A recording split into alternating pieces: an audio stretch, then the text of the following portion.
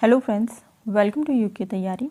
आज के सेशन में हम डिस्कस करने वाले हैं भारत के गवर्नर जनरल को। ठीक है, तो हम देखते हैं कि भारत में कौन कौन से गवर्नर जनरल रहे, कितने गवर्नर जनरल रहे, ठीक है, और इन्होंने क्या क्या कार्य किए थे। तो इन सब चीज़ों को आज हम डिस्कस करने वाले हैं। ये काफ़ी इंपॉर्टेंट सेक्शन है इंडियन हिस्ट्री का, ठीक है, भारतीय इतिहास का। जो भी एग्ज़ाम की आप प्रिपरेशन कर रहे हैं तो यहाँ से क्वेश्चंस पूछे जाने के चांसेस काफ़ी होते हैं, ठीक है। कई क्वेश्चंस यहाँ से पूछे जाते हैं हर एक कोई एग्ज़ाम में। तो जो भारत के गवर्नर जनरल थे उन्होंने बहुत अलग अलग तरह के कार्य किए थे, तो उनके कार्यों के बारे में यहाँ पर जो क्वेश्चंस हैं वो पूछे जाते हैं। तो चलिए हम सबसे पहले बात कर लेते हैं। जो पहले गवर्नर जनरल थे भारत के, तो वो थे लॉर्ड विलियम बेंटिंक। इनका समय था 1828 से 1835 ईस्वी, ठीक है। इनका कार्यकाल ये था कि 1828 से 1835 तक ये भारत में गवर्नर जनरल बन के रहे थे, ठीक है। इससे सबसे पहला क्वेश्चन जो बनता है वो यही है कि भारत का पहला गवर्नर जनरल कौन था। तो भारत का जो पहला गवर्नर जनरल था वो लॉर्ड विलियम बेंटिक था। फिर नेक्स्ट आता है इसमें सती प्रथा को किसने समाप्त किया, ठीक है। तो भारत में कई समय से सती प्रथा का प्रचलन था, तो इसको समाप्त कब किया गया? इसको समाप्त किया गया 1829 में। किसने किया था? तो यह राजा राम मोहन राय के सहयोग से लॉर्ड विलियम बेंटिक ने इसको समाप्त किया था, ठीक है। कब किया था? 1829 में राजा राम मोहन राय के सहयोग से लॉर्ड विलियम बेंटिक ने, जो कि गवर्नर जनरल रहे थे उस समय भारत के, तो इन्होंने इस सती प्रथा को समाप्त किया था, ठीक है। राजा राम मोहन राय कौन थे इसमें? तो राजा राम मोहन राय जिन्होंने ब्रह्म समाज की स्थापना की थी। कब की थी? 1828 ईस्वी में, ठीक है। तो इसको ध्यान रखना है। फिर इसमें नेक्स्ट क्वेश्चन बनता है बेंटिक के अलावा किसने सती प्रथा को रोकने का प्रयास किया था, ठीक है। तो लॉर्ड विलियम बेंटिक के अलावा भी सती प्रथा को रोकने का प्रयास किया गया था, तो वो अकबर और मराठा पेशवाओं ने किया था इसको रोकने का, इसको मतलब समाप्त करने का प्रयास इन्होंने किया था। फिर नेक्स्ट आएगा इसमें ठगी प्रथा को किसने समाप्त किया, ठीक है। तो ये भी लॉर्ड विलियम बेंटिक ने किया था 1830 ईस्वी में, ठीक है। अभी हम सारे के सारे जो ये कार्य अभी पढ़ रहे हैं तो ये है लॉर्ड विलियम बेंटिक के, जो कि गवर्नर जनरल थे भारत के प्रथम, ठीक है। भारत के प्रथम गवर्नर जनरल कौन थे? Lord William Bentinck. तो इससे हम अभी देख रहे हैं कि कौन कौन से इन्होंने कार्य किए थे। अब इसमें ठगी प्रथा को हमने देख लिया कि ठगी प्रथा को जो समाप्त किया था वो 1830 ईस्वी में किया था लॉर्ड विलियम बेंटिक ने।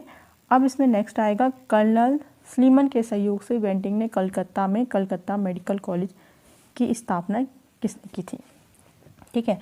तो स्लीमन के सहयोग से बेंटिक ने क्या की थी? कलकत्ता जो जगह है वहाँ पर कलकत्ता मेडिकल कॉलेज की स्थापना की थी। वो की थी 1835 में। कब की थी? 1835 में की थी। ये लॉर्ड विलियम बेंटिक ने की थी। फिर नेक्स्ट आता है इसमें अंग्रेजी को शिक्षा का माध्यम किसने बनाया, ठीक है। किसने कहा कि जो अंग्रेजी है वह शिक्षा का माध्यम होना चाहिए? तो ये भी मैकाले की अनुशंसा पर बेंटिक ने किया था, ठीक है। मैकाले के जो उन्होंने डिस्पैच पत्र निकाला था अपना, तो उनके ही अनुशंसा पर लॉर्ड विलियम बेंटिक ने अंग्रेजी को शिक्षा का माध्यम बनाया था। फिर इसमें नेक्स्ट आता है कानून का वर्गीकरण किसके द्वारा किया गया, ठीक है। कानून का बंटवारा किसके द्वारा किया गया?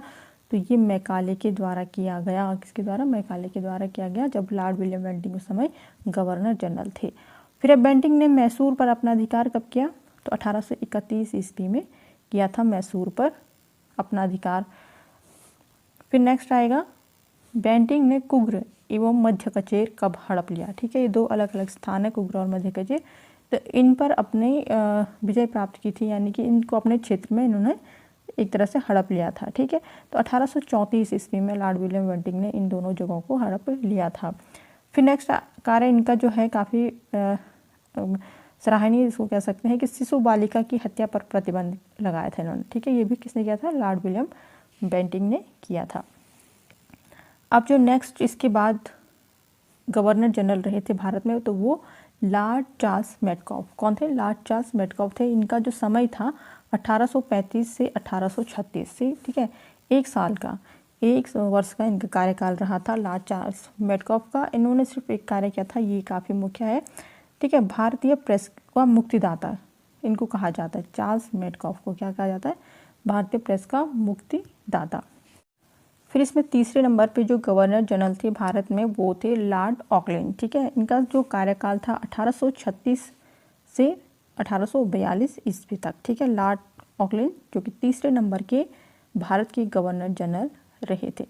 इन्होंने कार्य किया था कि कलकत्ता से दिल्ली तक ग्रांड ट्रंक रोड की इन्होंने मरम्मत करवाई थी। ठीक है, 1839 ईस्वी में किसने करवाई थी? लॉर्ड ऑकलैंड ने करवाई थी। कलकत्ता से दिल्ली तक की जो ग्रांड ट्रंक रोड है उसकी मरम्मत करवाई थी। फिर इसमें नेक्स्ट इनका जो कार्य है, या इनसे यहाँ से रिलेटेड क्वेश्चन कह सकते हैं इसको, कि प्रथम जो आंग्ल अफगान युद्ध हुआ था, ठीक है, 1839 से 1842 ईस्वी तक, तो किसके समय में हुआ था ये? तो ये भी ऑकलैंड के समय में हुआ था। लॉर्ड ऑकलैंड जो कि गवर्नर जनरल थे भारत के, तो इनके समय में हुआ था प्रथम अफगान युद्ध। ठीक है, इसको अफगान से भी याद करके रख सकते हैं। अगर आंग्ल अफगान पूछा जाए तो ऑकलैंड ही उस समय जो भारत के गवर्नर जनरल थे। फिर नेक्स्ट जो है चौथे नंबर पे हम बात करेंगे लॉर्ड एलिनबरो की। ठीक है, लॉर्ड एलिनबरो जो इसके बाद गवर्नर जनरल रहे थे, तो ये 1842 से 1844 ईस्वी तक रहे थे। ठीक है, तो समय देखेंगे आपकी मतलब जुड़ा हुआ है। इससे पहले जो लॉर्ड ऑकलैंड थे वो 1836 से 1842 तक रहे। फिर 1842 में नए गवर्नर जनरल जो है वो चुने गए 1842 से 1844 ईस्वी तक के लिए। तो इनके प्रमुख कार्य क्या क्या थे, या इनसे यहाँ से रिलेटेड जो क्वेश्चंस पूछे जाते हैं एग्जाम में, तो वो ये है कि प्रथम आंग्ल अफगान युद्ध किसके समय समाप्त हुआ था? ठीक है, शुरू हुआ था वो लॉर्ड ऑकलैंड के समय में, और समाप्त कब हुआ था? ये हुआ था प्रथम जो आंग्ल अफगान युद्ध था जिसकी बात हम कर रहे हैं, तो ये समाप्त हुआ था लॉर्ड एलिनबरो के समय में। ठीक है, क्योंकि 1842 में जो ऑकलैंड थे, ठीक है, उनकी जगह पर लॉर्ड एलिनबरो को गवर्नर जनरल बना दिया गया था। इसलिए जो युद्ध था 1842 में जाकर के वो समाप्त हुआ था। तो ये जो युद्ध है आंग्ल अफगान युद्ध, तो ये समाप्त कब हुआ था? लॉर्ड एलिनबरो के समय में। ठीक है, जब नए गवर्नर जनरल चुने गए थे लॉर्ड एलिनबरो।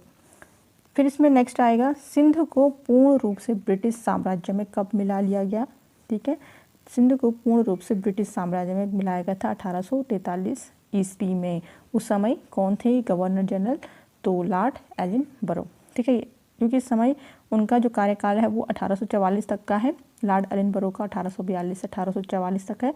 तो 1843 की यहाँ पे बात हो रही है, तो 1843 में जो एलिनबरो थे वो गवर्नर जनरल थे भारत के। ठीक है, तो जब सिंध को पूर्ण रूप से ब्रिटिश साम्राज्य में ला लिया गया 1843 में, तो उस समय भी लॉर्ड एलिनबरो ही जो गवर्नर जनरल थे उनके ही कार्यकाल में ये भी हुआ था। फिर है दास प्रथा का उन्मूलन किसके समय में हुआ था? तो ये भी एलिनबरो के समय में हुआ था। अब नेक्स्ट जो है वो है 5th नंबर पे लॉर्ड हार्डिंग। ठीक है, तो इनका जो समय काल है, ठीक है, इनका यानी कि कार्यकाल इसको हम कहेंगे, तो ये है 1844 से 1848 ईस्वी तक। ठीक है, तो इनके समय में क्या क्या कार्य हुए थे? पहले तो प्रथम आंग्ल जो सिख युद्ध था। ठीक है, प्रथम आंग्ल सिख युद्ध, इससे पहले हमने आंग्ल और अफगान युद्ध देखा। अब यहाँ पर प्रथम आंग्ल सिख युद्ध जो है 1845 से 1840 एक साल तक रहा। तो यह किसके समय में लड़ा गया? जबकि जो लॉर्ड हार्डिंग थे वो भारत के गवर्नर जनरल थे। ठीक है, और इस युद्ध में आंग्ल सिख में आंग्लों की विजय हुई थी, यानी कि अंग्रेज़ों की विजय हुई थी। फिर है इसमें नरबली प्रथा पर किसने प्रतिबंध लगाया? ठीक है, नरबली जो प्रथा थी उसको रोका था हार्डिंग के द्वारा, लॉर्ड हार्डिंग के द्वारा। अब इसमें नेक्स्ट 6वें नंबर पे जो गवर्नर जनरल है, जहाँ से काफ़ी इंपॉर्टेंट क्वेश्चंस पूछे जाते हैं, ठीक है, लॉर्ड डलहौजी। तो इसमें दो जो मेन गवर्नर जनरल हैं जहाँ से काफ़ी क्वेश्चंस पूछे जाते हैं, लॉर्ड विलियम बेंटिंग और लॉर्ड डलहौजी। यहाँ से क्वेश्चंस काफ़ी पूछे जाते हैं एग्ज़ाम में, तो इनको आप अच्छे से याद कर लीजिएगा। अब लॉर्ड डलहौजी जो है उनका जो कार्यकाल का समय था वो था 1848 से 1856 ईस्वी तक का। तो इनके समय में क्या क्या कार्य हुए? सबसे पहले द्वितीय आंग्ल सिख युद्ध। ठीक है, एक तो इससे पहले हो गया था लॉर्ड हार्डिंग के समय में।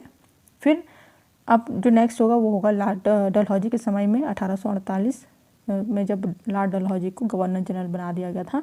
तो द्वितीय जो आंग्ल सिख युद्ध हुआ था वो पंजाब का ब्रिटिश शासन में विलय किसके समय में हुआ था? दो कार्य हुए थे यहाँ पे, द्वितीय आंग्ल सिख युद्ध और पंजाब का ब्रिटिश शासन में विलय हुआ था। तो ये दोनों ही कार्य कब हुए थे? ये जब लॉर्ड डलहौजी गवर्नर जनरल थे भारत के। फिर है द्वितीय आंग्ल वर्मा युद्ध किसके समय में हुआ था? ठीक है, अंग्रेज़ों का जो युद्ध है वह कभी सिखों के साथ हो रहा है, कभी जो वर्मा के साथ और कभी अफ़गान के साथ। तो इस तरीके से देखिए आप, युद्ध जो है अलग अलग हैं, वो एक ही युद्ध इसको नहीं समझना है, ठीक है। अब यहाँ पर जो दूसरा युद्ध हुआ है लॉर्ड डलहौजी के समय में, वो आंग्ल वर्मा युद्ध हुआ था। तो ये भी डलहौजी के ही समय में हुआ था। फिर आता है इसमें लोअर बर्मा और पीगू को अंग्रेजी राज्य में कब मिला लिया गया। ये दो अलग अलग स्थान हैं, तो इनको अंग्रेजी राज्य में मिला दिया गया था 1852 ईस्वी में, जब लॉर्ड डलहौजी गवर्नर जनरल थे भारत के। फिर डलहौजी ने सिक्किम पर कब अधिकार कर लिया था, तो ये भी 1850 में इन्होंने, जो लॉर्ड डलहौजी गवर्नर जनरल थे, उन्होंने सिक्किम पर अधिकार प्राप्त किया था 1850 ईस्वी में। फिर है इनाम कमीशन की स्थापना किसने की थी, ठीक है। इनाम कमीशन की स्थापना 1852 में लॉर्ड डलहौजी के द्वारा की गई थी। अब ये वाला जो क्वेश्चन है ये कई बार पूछा जाता है, राज्य हड़प नीति किसके द्वारा लागू की गई। तो जो राज्य हड़प नीति है वो लॉर्ड डलहौजी के द्वारा शुरू की गई थी, ठीक है।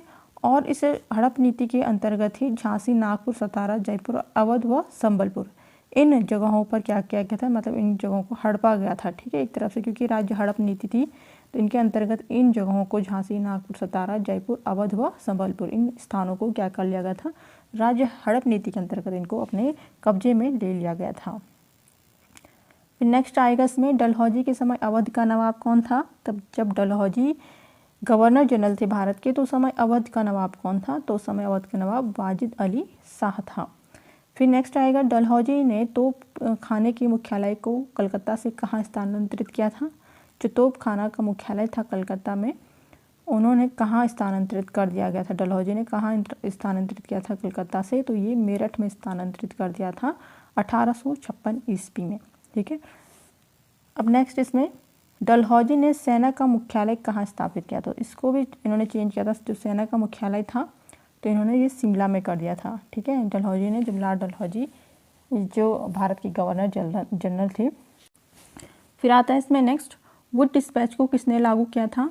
तो वुड डिस्पैच को भी 1854 में लॉर्ड डलहौजी ने ही लागू किया था, ठीक है। तो वुड डिस्पैच का जो संबंध है वो किससे है, ठीक है, क्या है वुड डिस्पैच, ये है शिक्षा संबंधी सुधारों से, ठीक है। तो ये नया डिस्पैच बना था जो कि लागू किया था गवर्नर जनरल डलहौजी के द्वारा 1854 में।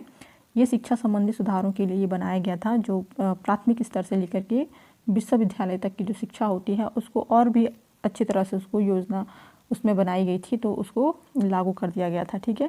और इसी समय का एक कॉलेज है रुड़की का, जो इंजीनियरिंग कॉलेज है, वो इसी समय के आसपास का है, ठीक है, जब ये वुड डिस्पैच जो लागू किया गया था।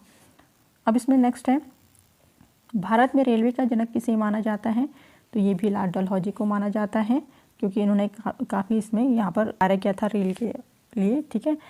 तो इन्होंने काफ़ी प्रयत्न किए थे। तो इन्होंने पहली बार भारत में जो रेल चलाई थी तो वह 1853 में मुंबई और ठाणे के बीच में 34 किलोमीटर तक, ठीक है। तो इन्हीं के समय में जो रेल थी वह चली थी भारत में। तो लॉर्ड डलहौजी को ही इसलिए रेलवे का जनक कहा जाता है, ठीक है।